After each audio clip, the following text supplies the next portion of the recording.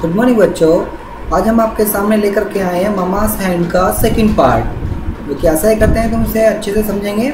जैसे कि मैंने आपको जो पिछली वीडियो के माध्यम से आपको समझाया था कि मम्मा के जो हाथ हैं वो कैसे हैं होते हैं और किस तरह के हैं। तो पोएट जहाँ पर जो हमारे जो टॉमी जो कैस्टिल जो हैं वो अपने मम्मा के हाथों के बारे में बता रहे थे कि हमारी मम्मा के हाथ कैसे हैं और अदर्स जो दूसरों की मम्मा के हाथ में जो कंपैरिजन है वो किस तरह का होता है। तो इस प्रकार वो हमें यहाँ बता रहे हैं। तो चलिए देखते हैं आगे कि क्या कहते हैं वो।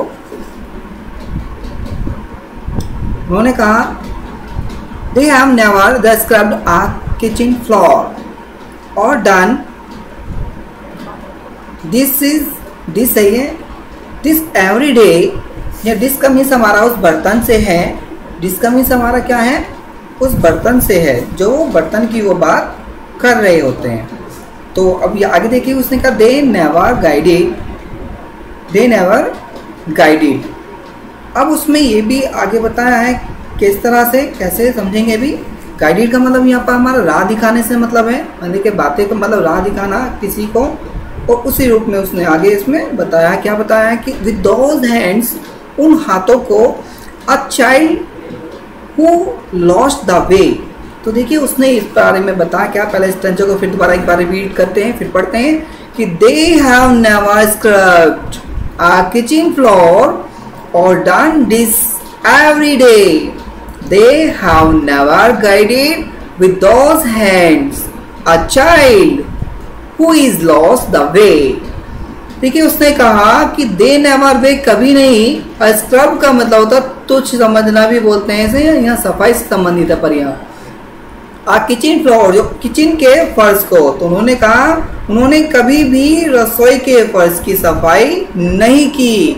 तो ये कहना चाहते हैं कि उन्होंने कभी भी जो किचन की जो फ्लोर की जो फर्श है किचन का उसकी सफाई कभी नहीं की। तो इसका मतलब देखिए ऐसी सफाई नहीं की जैसे कि मेरी मम्मा करती हैं। उनका कहने का मतलब ये है कि कोई भी इस तरह की सफाई नहीं करता जैसे मेरी मम्मा वो सफाई करती है। तो इस प्रकार वो कहना चाह रहा है। उसने कहा और या डन डिस एवरी डे। तो यहाँ डिस की बात कर रहे हैं, तो डिस इज हमारा, तो उसने बर्तन की वो बात कर रहा है। तो उसने और ऐसे वो बर्तन साफ नहीं किए होंगे एवरीडे का मतलब होता है प्रत्येक दिन, जैसे कि वो प्रत्येक दिन वो काम करती हैं, उन बर्तनों को करती हैं, वो ऐसा नहीं किया होगा। तो वो अपनी मम्मा के बारे में बता रहा है कि जो मेरी मम्मा है वो मेरी ऐसी हैं जैसे कि और मम्मा नहीं करती हैं। तो मेरी मम्मा बहुत ज़्यादा मतलब हार्ड वर्क करती हैं। तो इस प्रकार वो यहाँ पर जो हमारे पोएट हैं वो यहाँ पर व्याख्यान कर रहे हैं इस पोएम में। और क्या कहा है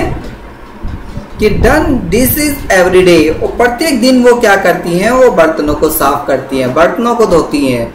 जैसे कि हर प्रत्येक की मम्मी है वैसे इस काम को करती है कि देखा, पर ऐसे नहीं जैसे वो करती हैं। वो ये कहना चाहते हैं।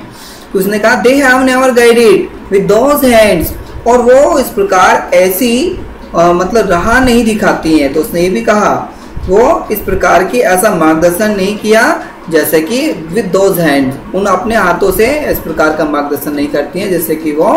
और मतलब वो कहना चाहते हैं कि दे नेवर, वो कभी नहीं ऐसी राह दिखाती हैं विद दोज हैंड, उन हाथों को, अ चाइल्ड, एक बच्चे को, यानी कि एक बच्चे के मतलब उन राहों को ऐसा नहीं दिखाती हैं जैसा कि उसकी माता दिखाते। पोएट की माता के विषय में कह रहा है कि जैसे पोएट की माता वो अपने बच्चों को राह अच्छी दिखाती है, तो इस प्रकार कोई इस तरह की राह नहीं दिखाता। वो कहना चाहते जैसे कि दूसरी माताएं होती हैं, तो दूसरी माताएं वो कभी बच्चे को ऐसी राह नहीं दिखाती है। देखिए दूसरी होती है और अपनी माँ होती है।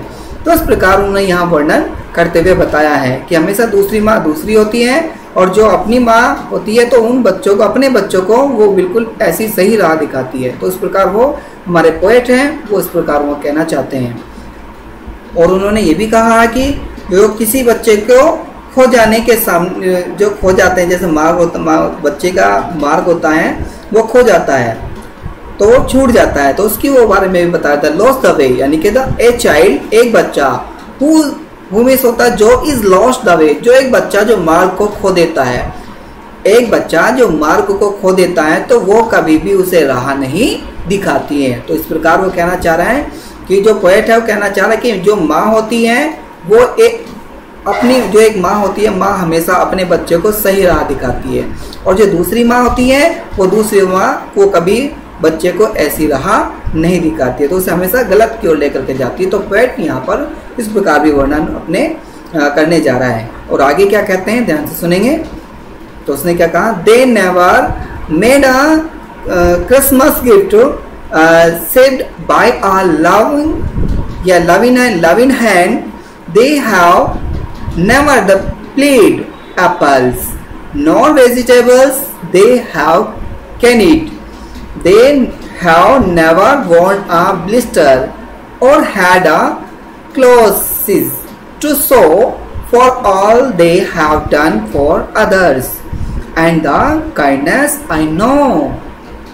उसने कहा they never, वो कभी नहीं, मेरा क्रिसमस गिफ्ट, वो उन्होंने कभी क्रिसमस गिफ्ट नहीं दिया। वो ये कहना चाहते हैं कि उन्होंने कभी क्रिसमस का तोहफा नहीं दिया, उन्होंने कभी भी क्रिसमस का तोहफा नहीं दिया। तो वो ये कहना चाहता है कि एक माँ ही होती है कि जब कोई त्योहार आता है तो उस त्योहार पर वो अपने उन बच्चों को गिफ्ट देती है, मतलब उन बच्चों को हमेशा ही चाहती है कि मेरे बच्चे को सारी चीज़ें मिलें, पर लेकिन वो दूसरी माँ जो होती है वो कभी इस प्रकार वो नहीं दे पाती है। तो उस प्रकार वो कह रहे हैं वो सेव्ड बाय ये लविंग हैंड्स, और हमेशा उनको आकार देती है।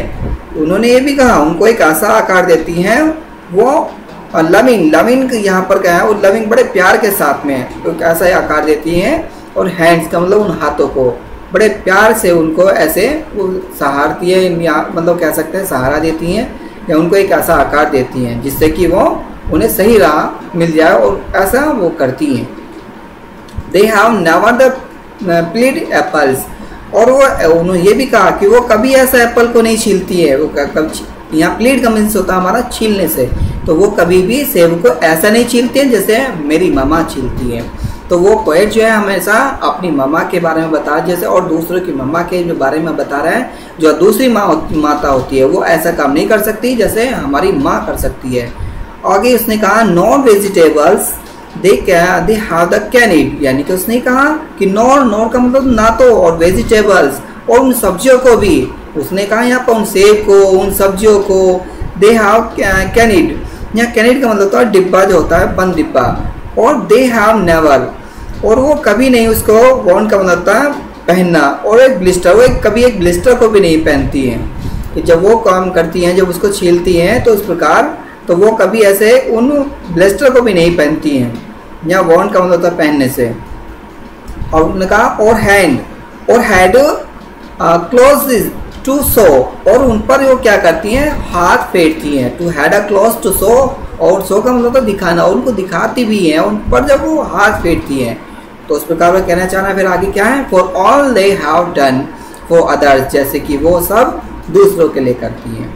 तो जैसे कि उसने कहा फॉर ऑल, वो सब, दे सब, यहाँ दे की बात कर रहा, वे हैव डन, जो वो सब करती हैं, फॉर अदर्स, दूसरों के लिए वो ऐसा करती हैं। तो इस प्रकार वो कहना है and miss over the kindness I know, और मैं उनकी दयालुता को जानता हूँ। जैसे वो दयालु होती हैं, वो दूसरों के लिए भी कर देती हैं, पर लेकिन जो दूसरी होती हैं वो ऐसा काम नहीं करती हैं।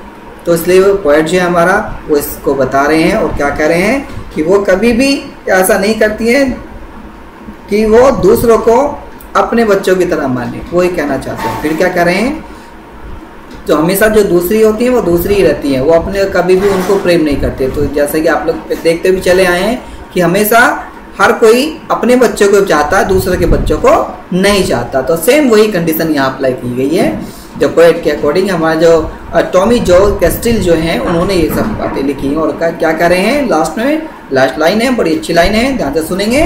सो इसलिए यू सी, इसलिए तुम देखते हो, माई डियरेस्ट मामा, इसलिए तुम मेरी सबसे जो प्यारी जो मामा है तुम उसको देखते हो। तो उसने कहा you are hands of love, कि तुम्हारे हाथों को मैं प्रेम करता हूँ, मैं तुम्हारे हाथों को प्रेम करता हूँ। तो उसने कहा योर आर हैंड्स, ये जो तुम्हारे हाथ हैं इन हाथों को मैं प्रेम करता हूँ। And I bet the lord, और मैं ये भी शर्त लगाने के लिए तैयार हूँ, मैं ये शर्त लगाने के लिए तैयार नहीं हूँ, मैं शर्त लगाता हूँ द लॉर्ड, भगवान से कि विल नोटिस, कि भगवान भी को भी ये नोटिस करना पड़ेगा, भगवान भी इसको देखेगा कि वास्तव में जो हमारी मम्मा है वो हमें कितना प्रेम करती हैं और जो दूसरी मम्मा होती हैं वो कितना प्रेम करती हैं। तो भगवान को भी यहाँ नोटिस करना पड़ेगा, भगवान को भी यहाँ देखना पड़ेगा। तो उसने कहा व्हेन मी जब ही ग्रीट यू फ्रॉम अबाउ, और तब मैं उनका क्या करूँगा, तब वह स्वागत करता है। यू मीन्स तुम्हारा, कि जब वह तुम्हारा स्वागत करेगा। तो फ्रॉम अबाउ मतलब जो ऊपर जो किया गया, फ्रॉम का मतलब था से, अबाउ का मतलब ऊपर, जैसे ऊपर से वो सब किया गया है तो ऐसे वह उनका भी स्वागत करेगा।